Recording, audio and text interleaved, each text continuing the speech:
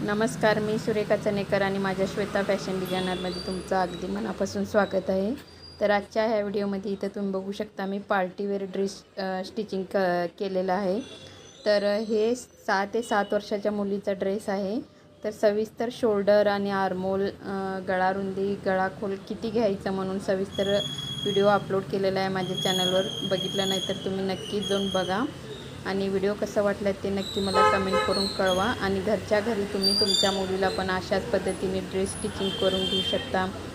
तर हे बॉडीचं पट कटिंग करून मी इथं खालचं घेरचं पण कटिंग करून घेतलेलं आहे.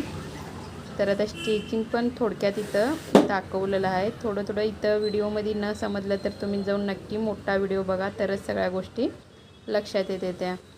तर अशा प्रमाणाने इथं मेन फॅब्रिकचं पण इथं कटिंग करून घेतलं मी. इथं अस्तर मी पूर्णपणे जोडणार आहे, कारण मेन फॅब्रिक जरा पातळ आहे.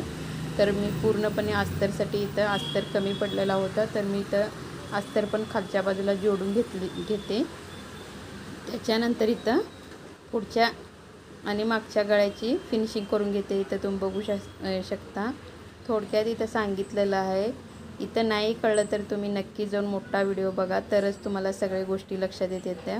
तर अशा प्रमाणाने इथं मागं मी बटनसाठी इथं व्ही आकाराने तुम्हाला दाखवलं.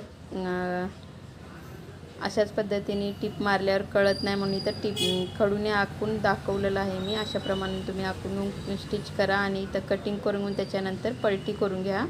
इथं मी बाही जोडणार नाही, बाहीला पण आर्मोलला पण इथं स्टिच करून मी पलटून घेणार आहे. तर अशा प्रमाणाने इथं गळ्याचं स्टिच करून घेतलं, नॉच देऊन घेतलं. त्याच्यानंतर आर्मोलला पण इथं स्टिच करून घेऊन नॉच देऊन घेते. दोन्ही बाजूच्या पण आर्मोलला मी अशाच पद्धतीने पलटून घेणार आहे. तर तुम्हाला इथं स्लीव्ज अटॅच करायची असलं तर तुम्ही पलटून घेऊ नका. तर इथं पूर्णपणे स्टिचिंग झालेलं आहे. फ्रॉक कसं झाला ते नक्की मला कमेंट करून कळवा. इथं लेस अटॅच केलं आहे अशा प्रकाराने. खाली घेरला पण मी इथं पूर्णपणे चुन्या बनवून अटॅच केलेला आहे. खूप सुंदर रेडी झालेला आहे. फ्रॉक कसा वाटला ते नक्की मला कमेंटमध्ये कळवा. चला तर मग अशाच एक नेक्स्ट व्हिडिओ